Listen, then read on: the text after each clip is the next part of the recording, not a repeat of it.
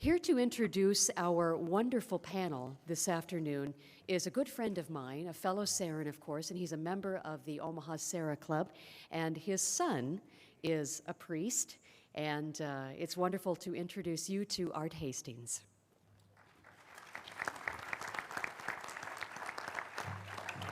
Good afternoon. Thank you so much for coming. As Terry said, I'm Art Hastings from the Omaha Serra Club, and this afternoon we should have an exciting panel discussion from 4 vocations directors. These are men who are on the front lines of vocations, going out there, beating the bushes, and taking care of our seminarians once they have already joined the formation program. I'd like to introduce them for you. On your far right is Father Bradley Pelzell from the Diocese of Sioux City, Iowa. Next to Father Pelzell from the Diocese of Des Moines is Father David Muntrath. Next is Father Bob Matia, who is from the Diocese of Lincoln. I can tell you, he does an outstanding job. He's also the director of the Newman Center at the University of Nebraska campus and doing a fabulous job down there. He really is. And then from our own Omaha Archdiocese, Father Paul Hazing. We have asked the panel to each individually speak for about 15 minutes and tell us individually briefly about their own personal call to vocation, what vocation activities and prayer activities they are doing in their own diocese and how successful those are working for them. We'd ask them to advise us the biggest challenges in their positions and then also let us know as Serrans what we can do to help them in their work. After we finish with each one's presentation, then we will have a half-an-hour question and answer period. So we'd like to begin with Father Pelzell from the Diocese of Sioux City. Good afternoon. It's thrilled to be here. My vocation call is so convoluted. I really can't go into it in much depth. I went to college, and I'll just tell you that my folks, as I was growing up, gave me awful advice. And frankly, it's advice that most of you are probably guilty of giving your kids too, because everybody gives it. And what happened is when I was growing up, my folks would always say, "What do you want to do when you grow up?" Don't ask your kids that, please. That's an awful question, because it's a selfish question. The question we need to be asking our kids is, what do you think God wants you to do when you grow up? Very different question with very different implications. And because I was always asked, what do you want to do when you grow up? And then my mom said even worse, well, I don't care what you do as long as you're happy. Anybody here guilty of that? Well, coming out of high school, what made me happy was drinking beer, chasing girls, and playing football. And so when I went to college, that's exactly what I did. After 3 years, I dropped out of college because it seemed pretty stupid to pay all that money to skip classes. And I worked a hog farm, got engaged. The engagement broke up. I was devastated, looking to do something else. Parish priest said, "Why don't you become a priest?" I thought, well, I stink at relationships, might as well be a priest. Went back, finished college, went into the seminary, realized I wasn't doing it for the right reasons. Left the seminary, worked fast food for 10 years. And after 10 years, there's a whole list of things. I was drinking heavy, just think of the worst things possible, and I was probably doing it. And after 10 years, little by little, the Lord worked on my heart and got me to turn around, got me to quit drinking, to start living, try to live chastely, and commit to living my faith. And in all of that, one day, because I had this vision, I'd be like my dad and get married and have a big family. I'm the oldest of 9. And one day, out of frustration, because things weren't happening right, I said, "Lord, what else do you want me to do?" All of a sudden, the Lord answered. I didn't hear a voice or anything, but like an idea, just out of nowhere, go back to the seminary. It's not what I asked. Anyway, I fought it for about a year, quit my job, went work construction. The idea still wouldn't go away. I followed it up, and look at it now. And I got to tell you, I couldn't be happier. I'd been a priest for 7 years. I wish I could tell you I've been a priest for 20. I absolutely love what I do. Thank you. It's done. It's the Lord's work, not mine. Anyway, that's a synopsis. Too long already. Of specific vocation prayers activities that we're doing during the year. Some of the things that we've got that we do every year is Project Andrew, where we go and we call anybody from sophomore on up, and the priests in every parish are supposed to be inviting 2 guys. In our diocese, we do the parishes on the east and the west side of the diocese one year, north, south the next year, and then this year we've got kind of east-west, and it's focusing on Hispanics. About a fourth of our Catholics in our diocese are now from Central America. So we've got that going on. We have something called Thinking of Priesthood Days, which is what the whole state of Iowa does, where I try and contact high school sophomores, juniors, seniors again, tell them to come for a day of learning about the priesthood. We have seminary visits at Conception Seminary and St. John Vianney Seminary that we invite guys to. We have Vocation Awareness Week coming up, and I've got materials for that all ready to go. And then for the Olympics, that's going to be in February, I'm really looking for, we're going to be doing a spiritual Olympics.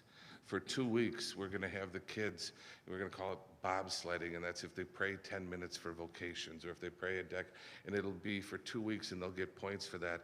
And we're going to tally up for all the schools and homeschool programs and CCD programs, and we're going to announce who our gold, silver, and bronze winners were. That's kind of just an overview of the different things, but one of the things, the recruitment things that we're doing that I'm most excited about, and I would ask if you'd put up on the, oh, we got it right there already, cool. We, this last year, through the help of our Serra clubs, got a web page, a new web page for our vocations office. And you can see it up here, it's thinkingofpriesthood.org. And we had a web page, and it wasn't very good. I mean, it had a lot of great information and good stuff on it, but it was cluttered, it was hard to find stuff, it wasn't appealing. Once you looked it all over, there was no reason to go back. And I went through the Kennedy directory and looked at the web pages of every diocese in the United States and wrote down all the stuff that I liked on their web pages. Took all that to a company from Kansas City and said, I want all this stuff, but I want it to be simple. And they came up with this for me. And every time you come up to the web page, if you click on it again, where it says, yeah, you, a different saying will pop up. Down below, we've got videos that are going to pop up. It's a fabulous web page. We've got so much information on it. If you'd click, oh, thank you. You can see we get grant to the Serra Club and the Knights of Columbus for all the help that they do. Going across on the top, on the second button, if you click it, it says Support Vocations. We have a page there for the Serra Club.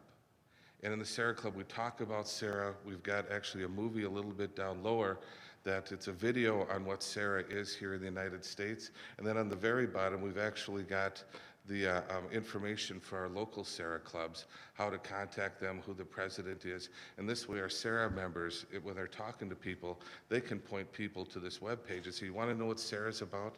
Watch this video. On the third tab over, if you would click to that one, please. There you go, perfect.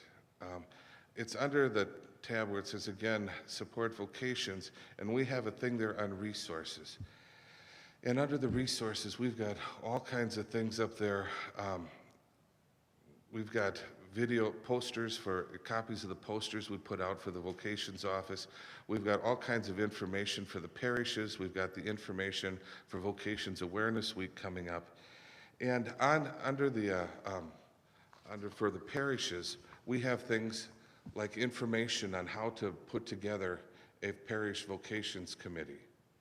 That the Diocese of Oakland, California has done a marvelous job putting it together, and I saw no reason to reinvent the wheel, so I got permission from them to put their information up there. You can go up, click in the box, the stuff will come up, you can download it, you can copy it, you can just view it.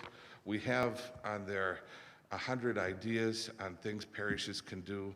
We've got how to pray the rosary for vocations. We've got for every Sunday of the year, cycle A, B, and C, we have got little blurbs for the readings. We've got things for going into the your bulletins. I mean, we've got so much information that I can't actually cover it all. Another thing that we just started is we have the Apostolate of Suffering.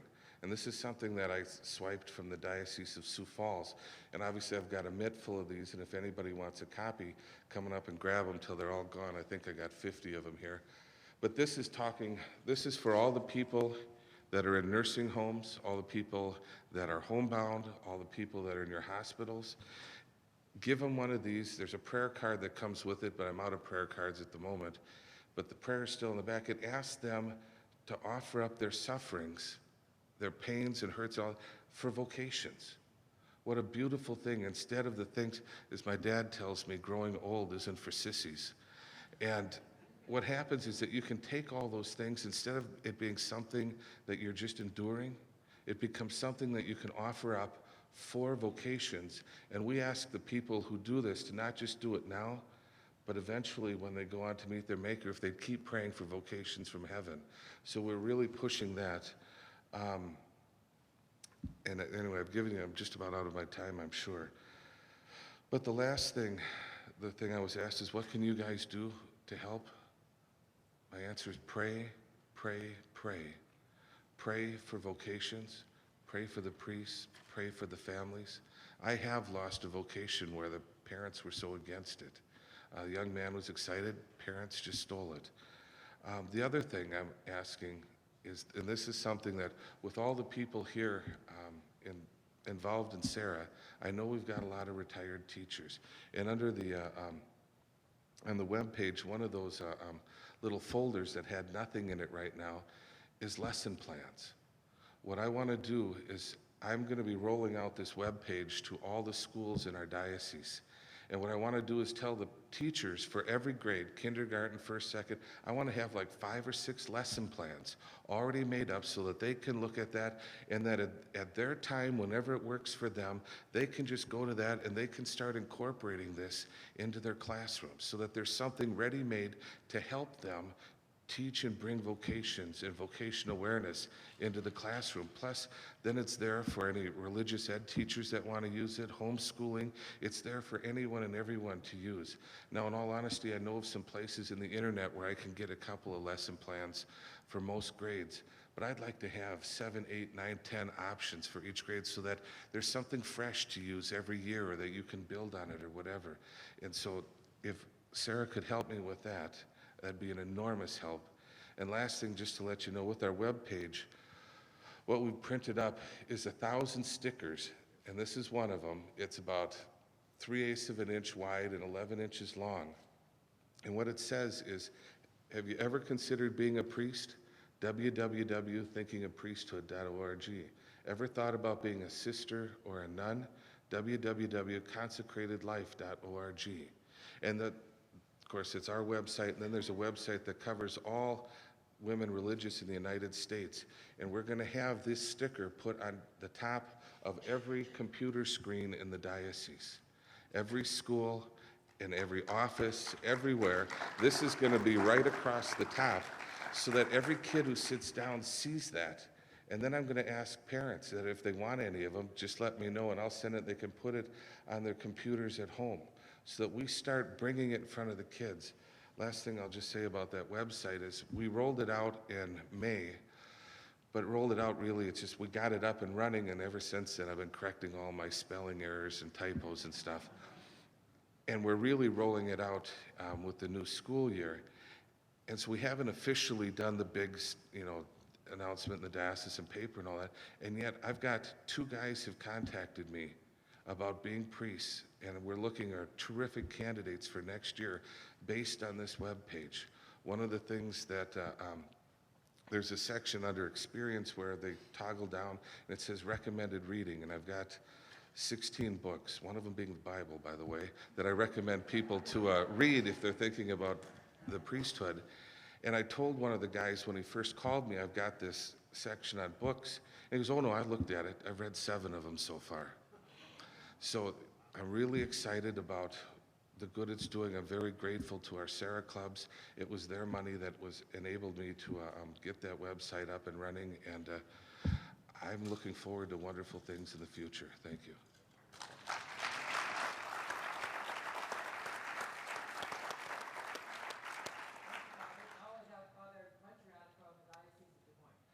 Well, once again, good day to everyone. And I have to tell you, it's an honor to be sitting next to Father Brad because I've only been doing the job of Director of Vocations for our diocese since mid-July. So I'm very new to this job, but I've been working with Father Brad, and I keep telling him, I hope you don't mind. I think I'm going to steal that. And he's always like, that's great, that's okay, because how do you think I got all this stuff to begin with? So it's been great to get his energy and to get our state working together as we promote vocations across the state of Iowa. And I just keep telling him, I just hope I can do it as good, if not better, than Father Brad does. But for myself, I know my vocation story isn't quite as convoluted as Father Brad's. It is something, though, that I think speaks to both the fact of the impact that John Paul II had on so many of my generation, but also the reality that God's Holy Spirit always works, even in the midst of our brokenness as human beings. One of the things that I cherish more than anything else in my life is a picture I have of when I was 2 years old, and that was in 1979. And for those of you who were living in the Midwest in 1979, you knew what happened in Iowa. John Paul II came to the great state of Iowa. Not Nebraska, not Missouri, not Kansas, Iowa. And it's a picture of my mother who carried me from our home in Clive out to Living History Farm to go see the Pope, and holding me up, even as a 2-year-old, to see John Paul II the Great. And that was probably my first encounter with this great Pope, who I know has had such an impact on me and so many in our generation. Now, I wish I could say that from that moment on, everything in my family was a great fairy tale, that it was a place where the faith truly flourished and was really embraced, and sadly, that was not the case. When I was in high school, my parents' marriage started to fail. And it was a time, as you can imagine, where there was a lot of strife in our family. And I know the one thing I did not feel was love, because it wasn't there between my mother and father. And especially in that setting, we could not feel the love of God. And so while I was in high school, I got to that point where I stopped believing in God, the God who is love. I didn't want to have anything to do with it because, well, that's what my parents were involved with, and obviously it led to no good. But thankfully, God put people in my life to help get me back on the right path. And I have to say, one of the great people that helped me, and I don't think she ever will know this, was a young woman in high school whom I liked a great deal. Women, if you don't know it, have always been a special conveyor of God's grace. And never more has that ever been exemplified than in the Blessed Virgin Mary. But all women convey God's grace in a special way that I think we as men don't always get or understand. This young woman saw that I was struggling with love, and she invited me to a retreat in high school that was all about the love of God. And I went on this retreat because I wanted to get a little closer to this girl. But what I encountered there was not simply the love of another individual, but was truly the love of God. I felt a power and a presence in those who were serving on that retreat that was real and palpable, and told me there was something to this love and this faith that they were professing. Maybe I didn't completely understand it, but they gave of themselves in love, and I wanted to know the peace and happiness they had. So I started to give myself as a gift in the same spirit of love. And I started getting involved with a great deal of service and charitable organizations, but probably one of the most powerful experiences I had of giving myself was at a summer camp we have in the Diocese of Des Moines at the St. Thomas More Center known as Catholic Youth Camp. It is a week-long camp for many of our youth. They have Mass every day, and it is a chance for many of our high school students to say, this week isn't about me, it's about the children of God. And so I went there and I worked for 1 week. And when I had my call, it was a week where I wouldn't expect a whole lot of great things. It was one of those Iowa summers, which was nothing like this weekend, but it was 90 degrees outside and the humidity was just as high. That's usually August in Iowa or Nebraska. It was miserable. Not only that, we had 2 of our counselors who ended up getting kicked out because they thought, well, it really wasn't about serving the kids, it was about them getting together, which in Catholic Youth Camp is a big no-no, and so they had to go home.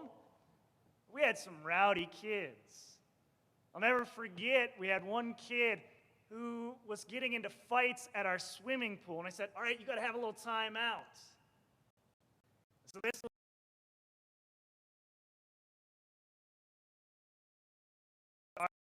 Fathers and Hail Marys. No, I just sat in that chapel and listened. And as I sat in that silence,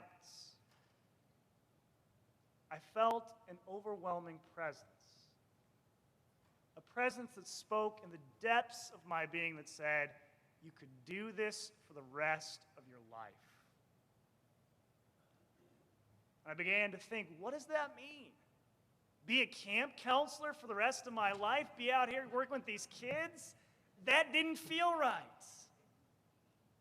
To be a youth minister? To work with maybe high school students? That didn't feel right. And then I thought, to be a priest, like the priest who was our chaplain at Catholic Youth Camp. And that filled me with an overwhelming sense of peace. And from that day on, I knew that I was called to be a priest.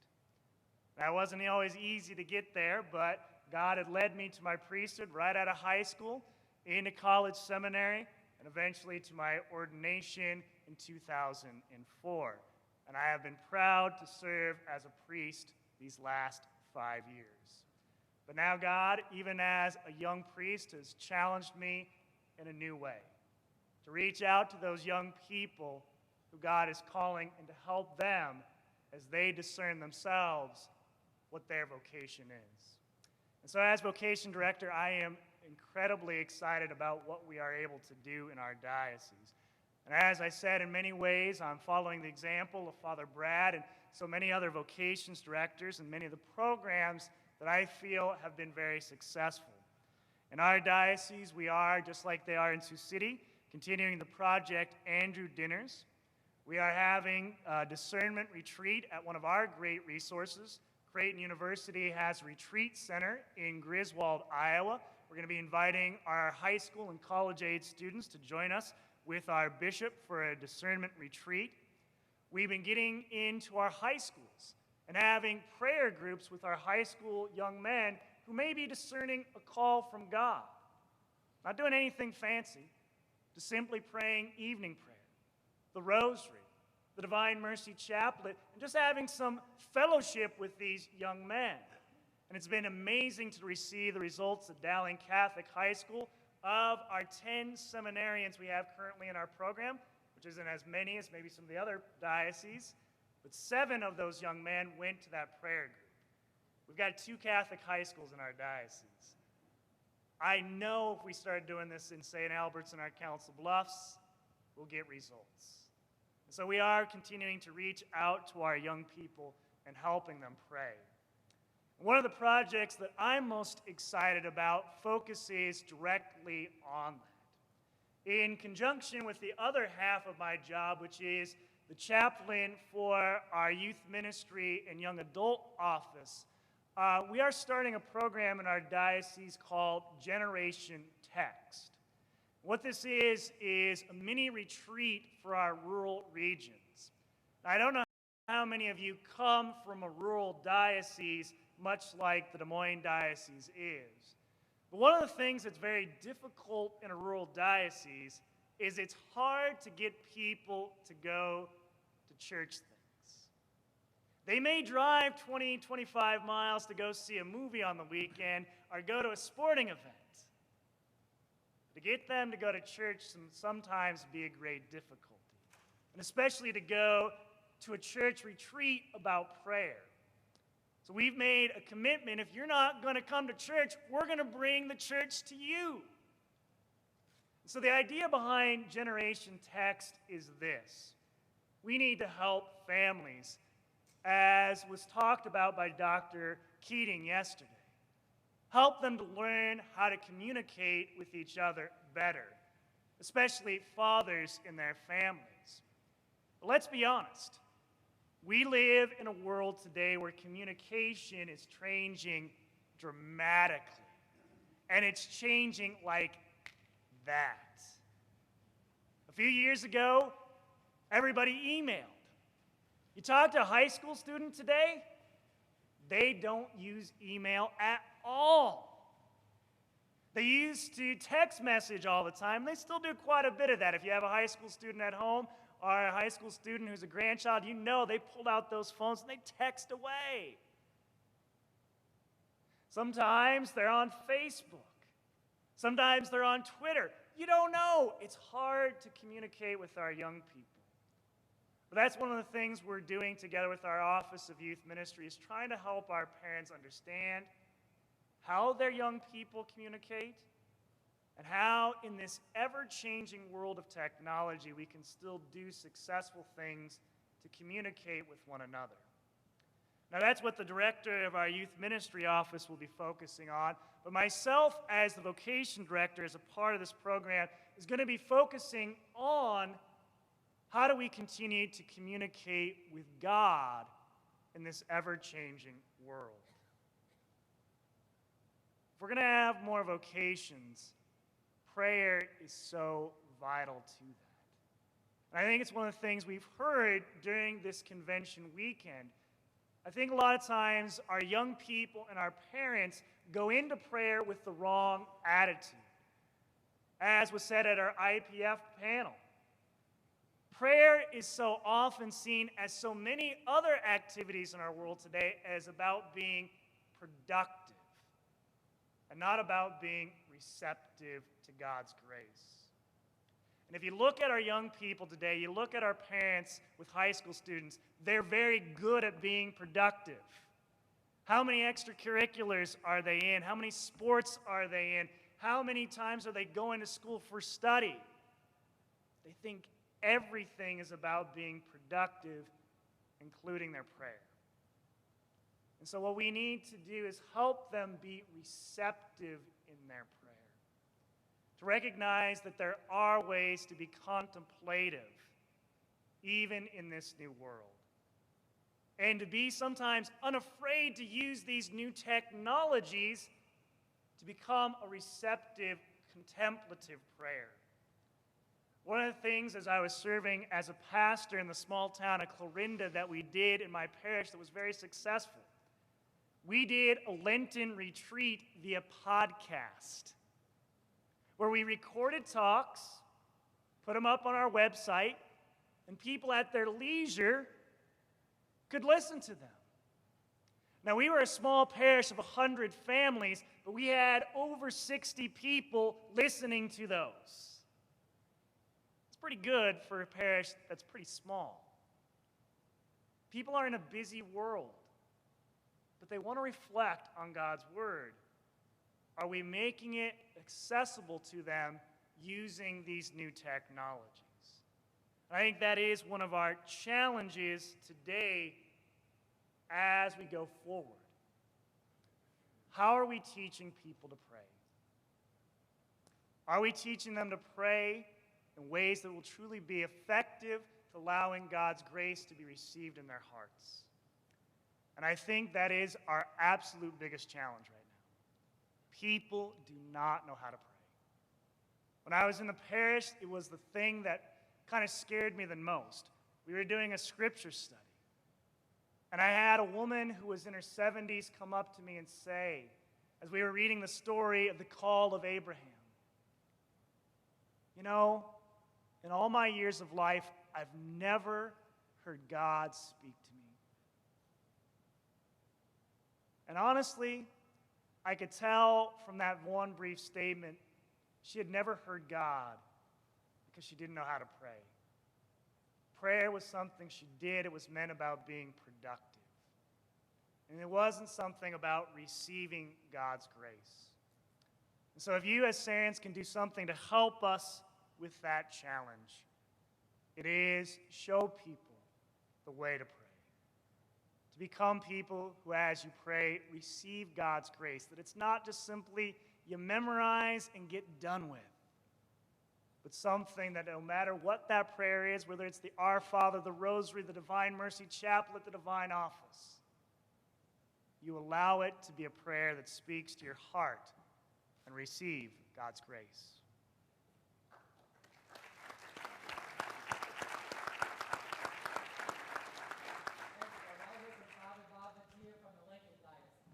Thank you. Thank you for having me here today. And before I do anything else, I just want to thank you as Sarans for your commitment to Serra and your commitment to encourage and support vocations to priesthood and religious life. I certainly know that in my own vocation, I've been extremely blessed by the presence and friendship of so many Sarans throughout these years of my formation, in the time that I was being formed to become a priest, and in my priesthood. And so thank you for your commitment to doing that and your assistance in so many ways. A quick overview of my call to priesthood. I think my story isn't different from a lot of other stories, especially as I listen to young men and work with them in them trying to figure out their vocation and answer God's call.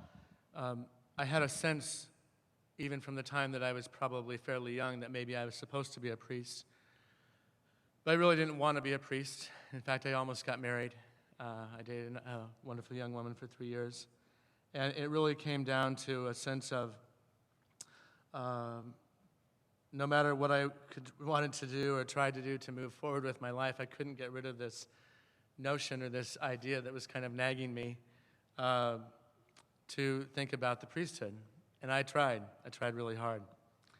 And one day, in fact, in particular, that I won't forget for a long time, ever, I don't think, I used to actually work for the Gallup organization before I went to the seminary. Gallup, when they were in Lincoln, before they came to Omaha. And my boss at the time, Connie Rath, walked by my office, and she backed up for a second, and she looked in, and we never had a conversation about faith or religion with each other. She was a Methodist, I was a Catholic. And she looked in it, and she said to me, "Have you ever thought about being a priest?" And I said,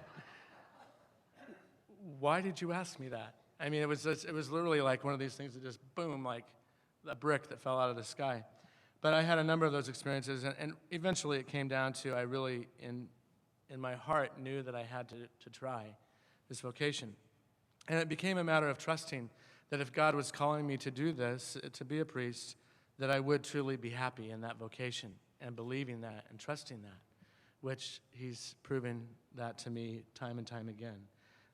As these priests have told you here, I couldn't be more happy as a priest and more thankful for my vocation that God has called me to, because I love being a priest. I fail at it in so many ways, I know, but I am so grateful for this vocation. I got involved in vocation work, not because I wanted to do that either. I was teaching high school at Pius High School in Lincoln about 12, 13 years ago, and what happened was most of our religion classes at that high school are taught by priests and sisters. And so Father Morin, who was our superintendent of the high school at the time, said that some priests who were in our diocese from the Legion wanted to come in and start doing a morning group. And I don't have anything against the Legion, but I said to him, why are you doing that? They wanted to start a discernment group. He said, "Well, what do you mean?" I said, "This is the deal. We're in the trenches here. We're teaching these kids every day. And the problem is we should be also then inspiring them, hopefully, to follow the vocation of the priesthood. Like, we need to be doing something about this." So at the same time, I was in the car with Bishop Bruskowitz, because I was a part-time master of ceremonies to him. I was telling him about the story, and he says to me, "Well, why don't you do something?" And I said, "Well, I think I will."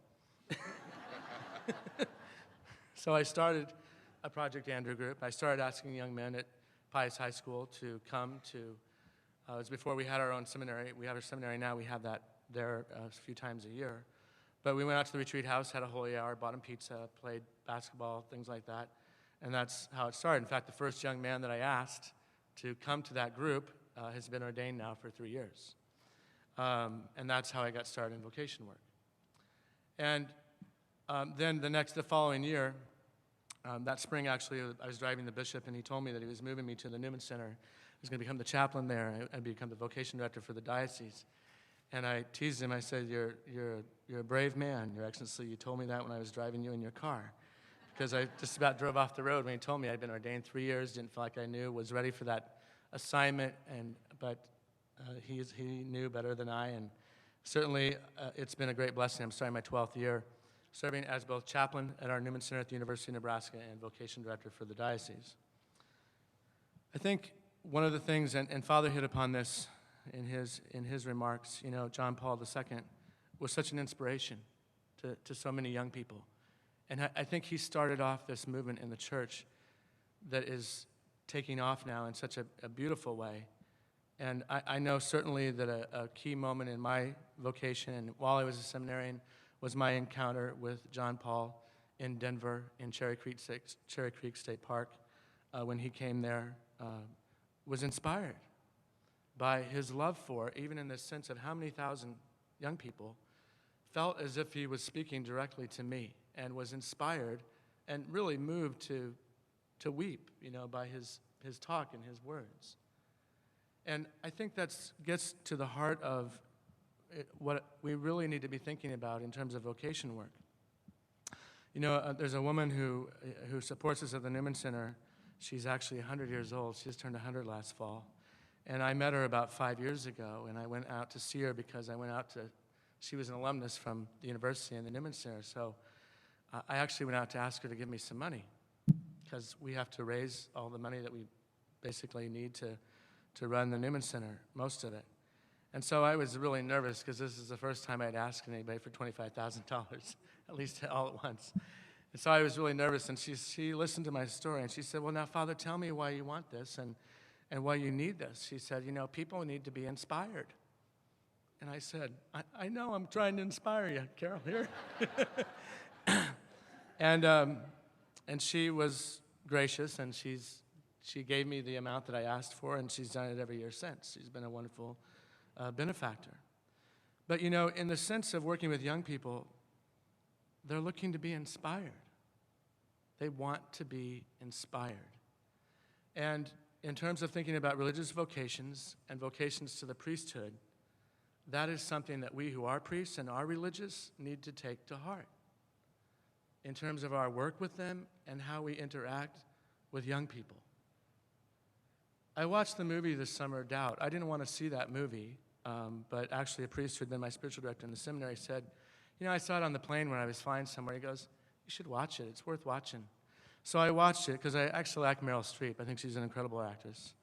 And I watched the movie, and I was actually talking with some young people afterwards, after I had seen it, and that had told me that they had seen it as well. And one of the girls that was in the group, we were sitting around a table at Laszlo's having dinner, and she said, Father, I don't know if any of you saw the movie, but Meryl Streep plays the principal of the school, and she's not a pleasant character. In fact, Philip Seymour Hoffman, who's the young priest who's accused in the movie, one of his great lines in the movie about her, he turns to one of the young sisters and he says, oh my, the dragon is hungry today. And I thought about that, and one of the young girls said to me, she said, Father, there couldn't have ever been a sister that was like that. I said, well, a lot of them weren't, but I think I've heard stories, I think some might have been. And the thing that we have to consider is, in terms of our own vocation, is how we live it. And do we live it with the sense of joy that would make other young people be attracted to the vocation of the priesthood or the religious life? That we have to take that to heart and to think about how we live our vocations as priests and religious. And that is actually absolutely key in terms of whether young people are going to answer the call to priesthood or religious life. It's absolute. I'm convinced of it in my 12 years now of vocation work, that is more than anything else, that is what is key. That if they see that in the priesthood or religious life, a life that they're going to be inspired by, then they're going to be more likely to consider it and to answer that call. If they see in priests and religious a lack of joy, it's just a job, think we got to get what we've got to get done, they're not going to be nearly as inspired in terms of thinking about that call. It's just not that hard to figure out. And so one of the things that I do, I spend a lot of my time doing, I talk to other priests, I talk about their work, but I look at other people in our culture who are inspiring young people in a positive way. One of my great friends is John Cook, John is a volleyball coach at the University of Nebraska. In fact, Nebraska played here this weekend at the Quest Center while you were having your convention here. And I was in John's office actually last week, and we were talking about this volleyball team that he has. And he said, you know, they have all these tests that they can do. And he said, we've measured the athleticism of this team. It's the most athletic team I've ever had. But the question is, will they be able to play volleyball? And I looked at him and I said, well, as we know, John, that's your job. And when they started out on Friday night, they had a terrible match. They got swept, lost the first 3 sets, which is pretty unusual in Nebraska volleyball. People walked out during the 3rd set. They were so upset. And they came back last night and won. But I mark my words, by the end of the time, this team's going to be together for about 2 years. People will be singing the praises of that team and John Cook again, because he takes his job this seriously in every way that he works every day. I have to inspire them as well as coach them that they can be the best. That they can be the best. And that's why he's one of the greatest coaches in college volleyball. I also hang around Bo Pelini. I'm the Husker chaplain. And I like doing that, but you know why I really wanted to do it? I was sitting with a football player 2 years ago who played, he was senior year before Bo came back. And he said to me, I really wish I had another year here to play for him. He said, I was here as a freshman when he was here as a defensive coach. And he said, you know what? I would have run off a cliff for him. I said, really? He said, I would do anything for that guy or to play for him. So you know why I want to hang around him? Because he inspires young people. And he knows how to do it. And so in my work with young people, that is, and I know I don't do it perfectly, but that's what I want to constantly keep trying to figure out. How do we inspire young people? Do we inspire them with the faith in such a way that they will say, I think I want to be a priest. I think I want to be a sister. I could do that. I could answer that call. If God's asking me to do that, I'd want to do that. That is what I believe is key. And I think when I see that being done, and when I listen to people, young people speak about their vocation calls, almost inevitably, they will talk about a priest that inspired them, or a religious sister that inspired them, that they had a good, positive experience with. Not always, but almost universally that is the case. And so that's really what we try to do. Like at the Newman Center this year, I got this from Coach Cook actually, we do a theme every year now. And our theme this year is 1 John 4:18, perfect love casts out all fear. And so we have this group of student leaders through our Focus program and through our student board. We have 100 student leaders in our parish. We have about 6,000 Catholic kids there. And so we had a commissioning mass last Saturday for all those student leaders before school started. And I talked to them. I said, you know what? I really want you to be fed here. I want you to feel loved here by God in the most powerful way possible. But I'm asking you now, since you volunteered to help be in this position of leadership, that you're going to help me in this parish as a pastor to create the most positive, best experience we can possibly make for every student that's going to walk through our doors. That they're going to come here and they're going to feel loved in such an incredible way that they won't be able to resist wanting to come back. That they will be here every Sunday. That they will be here for other things. Because this is the place you want to be. I got that idea because I watched that video, actually, that John Cook sent me. Maybe some of you have heard the story of the North Platte Canteen from World War II in North Platte, Nebraska, where one woman, Ray Wilson, decided to bake some cookies and take it down to the train station to some who she thought were Nebraska soldiers who were coming through on the train, going off to war. Turned out they were from Kansas, but she decided, well, I'll give them the cookies anyway. What am I going to do with them? And then she organized women, and that group of women and men turned into a group of 55,000 people who served with incredible love millions of soldiers who came through North Platte, Nebraska on the train on their way off to war. And there's some of them who are still alive today to remember that experience. In fact, there's a film on YouTube about it of this one man who's 90 and he's dementia. And his daughter heard this story, and so she called him on the phone and she said, "Dad, do you remember North Platte, Nebraska?" And he started crying on the phone. He said, "Yeah, I was 18, I was going off to war, I was scared. And I stopped there and they loved us and they fed us and they 15 minutes there." And he remembers it in such a powerful way. Pulled him out of his dementia. It was such a powerful experience in his life. In the work of evangelization in reaching out to young people, that's the spirit that we need to have in terms of wanting them to not only be in the church, but to respond to God's call to them with love. And so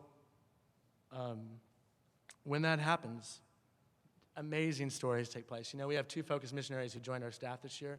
Joey, I'll just tell you this really quick about it. Joey, who was on our staff, was an atheist. I said, "Joey, were you really an atheist, or did you just say you were an atheist in college?" He goes, "No, I was an atheist." You know what changed his life? Somebody decided to invest himself in him and love him in such a powerful way that even though he tried to resist the call of Christ in his life, he finally couldn't say no anymore, and he became baptized and became a Catholic just Easter, and now he's working as a missionary. I listened to another young woman this week who works on our varsity Catholic staff. She's from Florida. She said, "You know, I was in high school, I was playing volleyball," and she said, my parents were hippies, and I was working on the Al Gore campaign. I was a volunteer for Planned Parenthood, and my brother announced that I was gay, and I met this girl on the volleyball team who was unbelievable. She goes, she wasn't like flashy, but she was confident. She exuded this quiet confidence about her. And I thought to myself, I'm going to be her friend. And she said, I mocked her, I made fun of her for praying and for going in front of the Blessed Sacrament, but she goes, she was patient with me and she loved me, and I'm so thankful that she did. And now today I'm a Catholic missionary because somebody made that investment in her life. And so if we do that as a church, we don't have to worry about vocations. There'll be lots of vocations to the priesthood and religious life. I think I'm over time.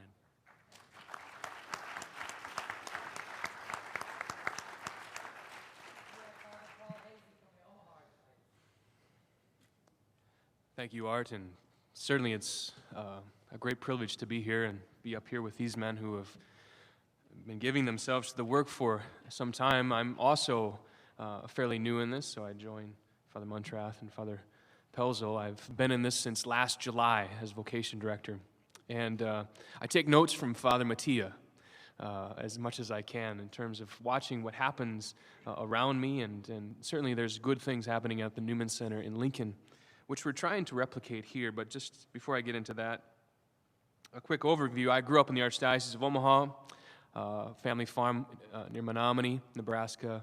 Went through Catholic schools, rural Catholic schools. Hartington Cedar Catholic was my alma mater, and went on to college. And it was the nearness to priests through serving the Mass that was the anchor of my really seeing the priesthood as something admirable, something wonderful, especially when the priest would say Mass for a funeral and living a mile from the church, the country church of Menominee, being called upon to serve Mass, a funeral Mass.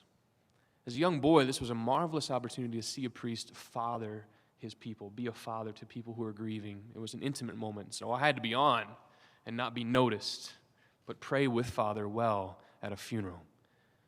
It's something I've tried to do as a priest and involve just the young boys of a grade school, and you know the kind that would really be turned on by this opportunity to serve a Mass for a funeral. And so from there, in high school, all of our classes were taught by priests, and they were of all ilk and variety. And one was a gourmet cook. One could bench press 350 pounds. One went coon hunting one night with some of our friends. And so it wasn't so much what they taught us, but how they got involved in our lives and how they could really be human and have interests like us. And it was at that point that the admiration and wonder became a real curiosity and questioning. Could this be for me? And my father taught high school too, so there was a real crossover there, admiration obviously for my father. And he was teaching right next door, next to the Catholic school for the public school, but I took classes with him anyway. Went on to college really trying to get away from the idea in some respects, but my folks asked me, what would you like for graduation? I said, I'd like a breviary. They didn't laugh. They weren't startled. They didn't say, oh, that's interesting. No. They just took me to Fitzgibbons in Sioux City and bought a breviary. It just so happened that Briarcliff College at the time had Father Brian, who was the vocation director for, I think, 12 years there. He taught me how to pray the breviary, and he said, why don't you do this for the chapel, and this for the campus ministry, and this for liturgies every Sunday? Okay. So I got involved and found myself more and more praying alone with the Blessed Sacrament in that chapel. And it became really apparent that I was not looking the priesthood square in the face the way I should be, and I was running from it. And it was also in high school that we read Death Comes to the Archbishop, and it was written by Willa Cather. She had a sacramental imagination, and she wrote about these two priests in the great Southwest, and they stopped in the heat of the day to pray, and they rose from prayer as if they had just drank deeply from cool waters. Captivated my imagination. Read the Imitation of Christ my first 2 years of college, one lesson a night. And by the time I was a sophomore living with seniors, they were all moving on. I knew I needed to move on and go to the seminary. And seminary was an experience of being awakened in my faith and all the things that were given to me in my faith through an upbringing that was in a Catholic culture. And the rural area still has that Catholic culture, and certainly Omaha has benefited a great deal from having a very Catholic culture in so many ways that's founded on Catholic education. When I tell folks we have 18 Catholic high schools in the Archdiocese of Omaha, their jaws drop. How does that work?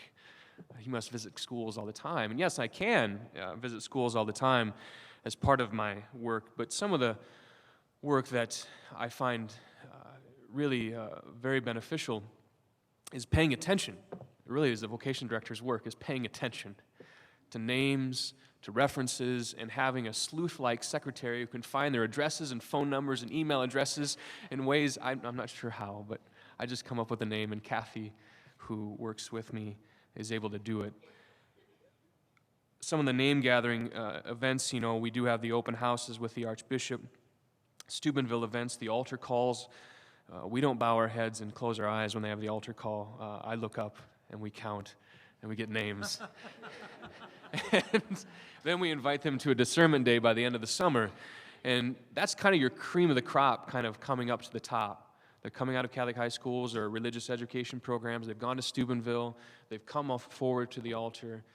And then you take them on a discernment day. And the two parts of vocation director's job here in the Archdiocese of Omaha, some dioceses divided up, is the director of vocations, raising awareness, promoting vocations, but some dioceses have additional priests who will be directors of seminarians, and here in the Archdiocese, it's one job, which I appreciate because many times I can bring the two together, and seminarians will get involved in promotions and awareness and things that were really raise the bar for our young men in the Archdiocese. So, for example, if I visit a Catholic high school, I prefer to take seminarians.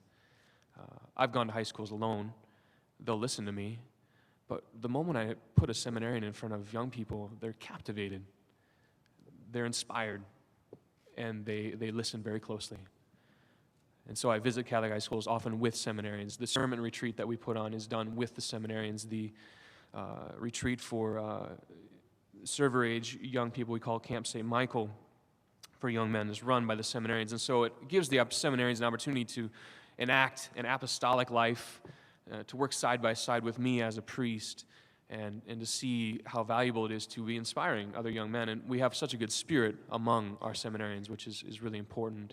And it's a testimony to the seminaries they're going to, good Catholic seminaries that are just teaching the men more and more how to pray, which is the great gift of IPF, I believe, and seminaries are paying attention. Some of the prayer activities during the year, so much is born out of necessity, or invention becomes necessity. And this past year, we had a week of prayer for vocations, and I hope to continue that, an intensive week where parishes would be involved, and I would go to those parishes with seminarians or visit them myself. We had about 27 parishes this year that devoted at least one full day of Eucharistic adoration to asking for vocations, and it occurs between the diaconate ordination, which is the last Friday of May, and the first Saturday of June, which is priesthood ordination, so an intensive week of prayer. During National Vocation Awareness Week, the other part of my job has become working with young people, and that's often through Focus and college-age students. Of the men coming in, about half of them came out of my contacts through Focus and work with Focus students, as some of you have heard. Bishop Pates even preached on it, the Fellowship of Catholic University Students. During National Vocation Awareness Week, I was Monday through Thursday giving a silent retreat to the Focus missionaries. I wasn't here, but that's how valuable I see the work of Focus, working with that college age group where you have vast fields of young people who need the direction and need to know how to pray. And that's the thing that Focus does. They disciple young people to pray, to learn how to pray. In terms of Serra, I'm just really gifted being in this archdiocese with two great Serra clubs. I'm just learning so much, and it's like learning how much power a car has.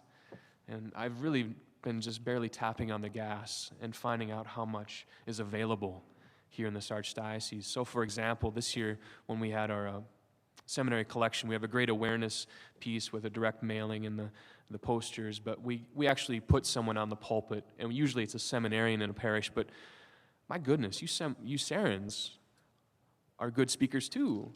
So I gave a text to the Serrans and gave the text in advance to the pastors, and Serrans were able to stand before the parishes and provide a message of awareness and prayer to more parishes than our seminarians could cover, and Serrans were ready to do that. And so it's simply the readiness that I see in Serrans to volunteer, to say, Father, what do you need? To say, Father, what else can we do? To say, Father, I've got this project in mind, and how should we go about it? It's like my father would say on the farm all the time, see, work, and do it. And so many of the Serrans in Omaha do that, and I just am extremely grateful. We'll have a great program with icons in grade schools because of a Serran. We have rosary prayers and parish vocation committees that are being raised up by Serrans. And so Serrans taking leadership in their own parishes at that parish level in a consistent way, it's just something I'm very grateful for. And as a vocation director, stepping on the gas means just providing direction with the wheel at times. And so as you Serrans go back, do not be afraid to approach your vocation director and ask for his time and say, I've got this idea, I'd like to try this, what can we do together? And so, there you go. Thank you. Thank you, Father Pelzell, Father Muntrath, Father Matia, and Father Hastings. We have a limited time for question and answers. We have the roving microphones, as we have at the other parts of the program. Again, we ask that due to our limited time, if you have a question, please, like one sentence, and just ask a question. This is not the time for sharing personal opinions. If you have a question of one of our panel members, please feel free to ask.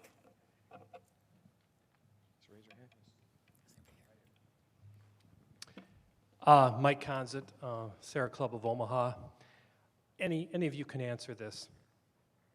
It was brought up somewhat about the human formation of our young men to be a priest. And could you speak to how you do that in a culture where a lot of our young men don't have a good father figure, grew up in a broken home, doesn't know what a father should be like in any kind of relationship? I'm sure those are some challenges. Well, I can speak from my own experience, obviously, having lived through that. I know I was incredibly blessed to be in a system that I think provided father figures for me. That we had some individuals, one person I can think of just always that pops to the top of my head, it helped me at the most difficult time, was Deacon Dave O'Brien, who taught in our Catholic high school, who had enough insight to see here was a young man who was hurting and who needed someone to step forward as a father. And I think in some of our systems, our church, if our kids are involved, hopefully you as fathers, and hopefully as good fathers, will have that same insight that Deacon Dave O'Brien had to recognize those who are hurting and to step forward and give them their support and love. But I think once you enter into the seminary formation, and I had an experience where God called me. I knew God was real. I knew God was calling me to priesthood. But once I got in, the seminary system today, as I think was identified, they recognize that there is a lot of healing that needs to take place. And thankfully, we have some great seminaries out there that help our young men with that healing.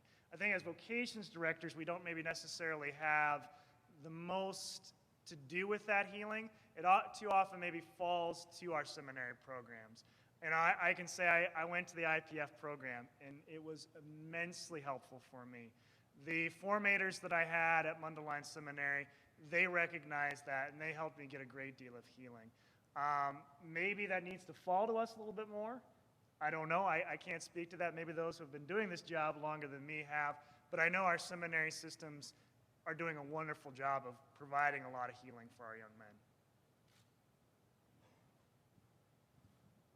I think giving our men responsibility is important, especially when I have an opportunity in the summertime to see how our pastors give our seminarians responsibility. When a man is called upon to be responsible, it awakens in him that fatherly instinct, that need to step up. And so I think that's happening as they come home in the summer times. At least I try to here.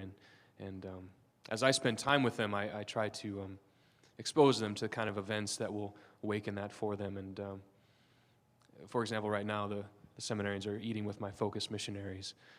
I've had to leave them on a barbecue there. And hopefully they're explaining what they do during the year, and they'll see these missionaries. And I've learned so much from the missionaries, their evangelization, their readiness to go out and ask people to be stepping up in the faith. And so they're meeting the right people, and that's really important, to meet the right people in the Archdiocese that will call them to fatherhood. I was going to say, the majority of the guys that I talk to about who are considering the priesthood will pornography. It's out there so much, and so part of it is being aware of it. On the website, under links, we've got different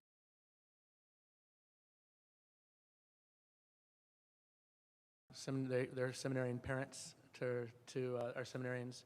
They do everything from send them birthday cards, have them over their house for dinner, take them out to dinner. They try to give them support in whatever way they can or whatever way it's needed. Some guys need more support than others, especially perhaps if somebody comes from a family that has more brokenness in it, they need more support. And a lot of our Serrans have kind of stepped up and really helped out in that way. And so that's been a real blessing from my experience of how Serrans have really helped. And just to have them be around a good family, they want that. We want to be around good families. We really do. And seminarians want that too, and that's a blessing for them as well when they're able to get to know good families. And that was part of my experience when I was a seminarian, and just including them in some of your own activities, inviting them over to your house. They'll love that. One of the things, again, as from my own experience too, not being too far out of seminary, is that real personal contact goes further than anything else. Sometimes one of the things I experienced as a seminarian, that my only contact with Serrans was in the dinners they had to support our seminarians. And too often that simply felt like going on a dog and pony show, that we were on display, and that was it. But just like with a priest, if you're going to inspire someone to be a seminarian, to be a priest, it takes that personal contact. If you're really going to show your support for these young men, the more personal the contact can be, I think the more powerful it will be. Even if it's simply a letter, or if it's inviting them over to your house for dinner, that goes so much further than to simply have a big dinner for them and just to say, okay, here's our seminarians, isn't that great? Really having that personal contact goes miles. I echo what everybody else said. It depends on everybody. The thing is, contact them, and if they, they'll let you know. If I'm sorry, I'm too busy, I can't contact you, right? Get back or whatever. We're very blessed, echoing what Father David said, that our Serra Club in Siouxland sponsored a dinner where they came when guys were on retreat from 3 o'clock till about 8 o'clock. They came, provided a meal, and sat and visited. So it wasn't a dog and pony show. It's a let's get to know each other. It was a great event. And then we had the priests of the diocese joined them as well. So it was really because all too often the priests don't have any idea who the seminarians are either. Question? What, in your experience, is motivating the men that are entering the seminary today?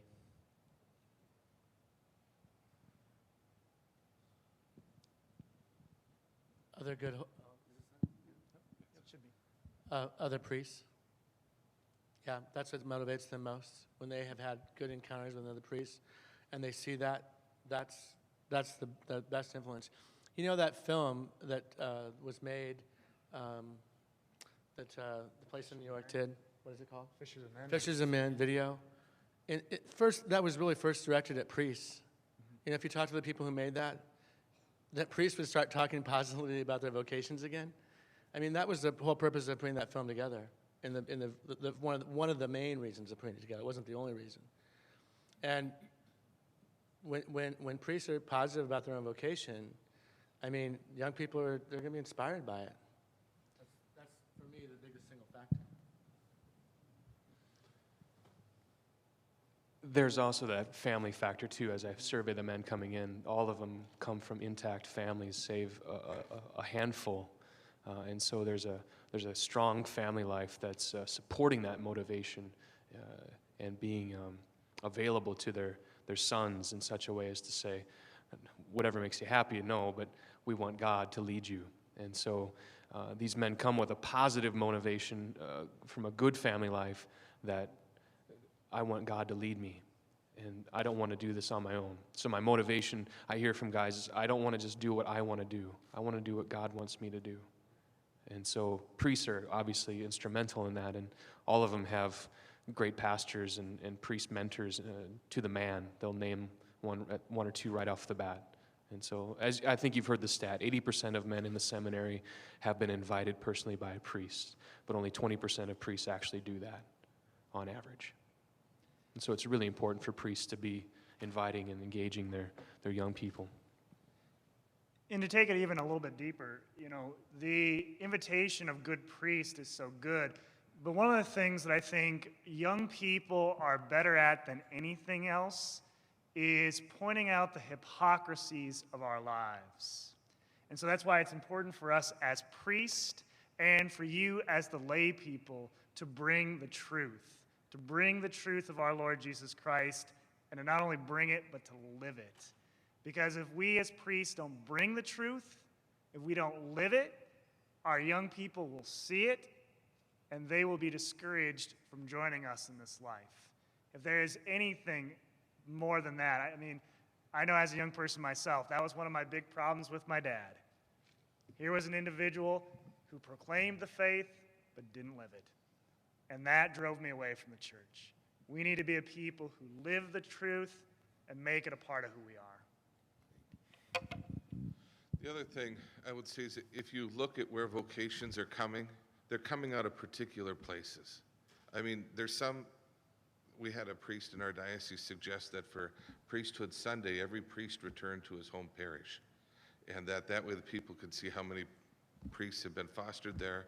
And if you haven't had any recently, so that there isn't, then you had no Mass that Sunday as kind of a reminder. Ooh, now, whoa.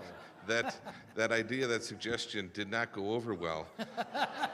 Frankly, because a lot of the parishes that do such a are so busy patting themselves on the back for being so good haven't produced any vocations in 50 years.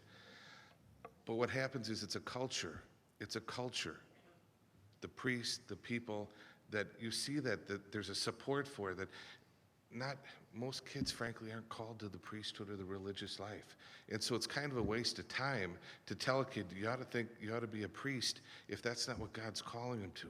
But again, what I talked about at the beginning, to promote, have you thought about it, who God is calling you to be? And then to encourage them. And what happens, you see these vocations coming out of places. No priest can take credit for a vocation, but you can take credit in a parish for promoting an atmosphere where kids feel both invited and encouraged to respond to that invitation on who is God calling me to be. And if we do that, even if they don't become priests or women religious or whatever, we'll have better Catholics, because that they got married or become a doctor, dentist, whatever, because that's what God's calling them to, not because that's the default, what everybody's doing. Great. Thank you very much, Father Pelzell. To thank our panel this afternoon, we need to move on, and I thank you very much, Father Pelzell, Father Muntrath, Father Matia, Father Hastings, and have the rest of the good afternoon.